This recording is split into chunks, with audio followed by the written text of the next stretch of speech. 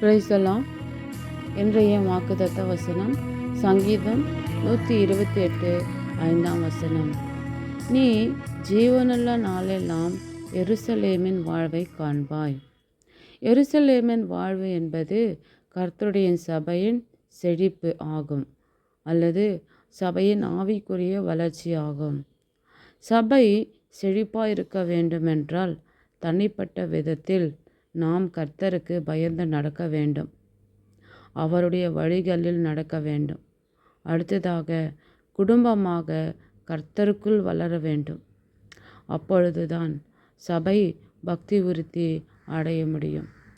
அப்போஸ்தலர் 9ஆம் அதிகாரம் 31ஆம் வசனத்தில் வாசிக்கிறோம், சபைகள் சமாதானம் பெற்று பக்தி விருத்தி அடைந்து கர்த்தருக்கு பயப்படுகிற பயத்தோடும் பரிசுத்த ஆவியின் ஆறுதலோடும் வளர்ந்து பெருகின.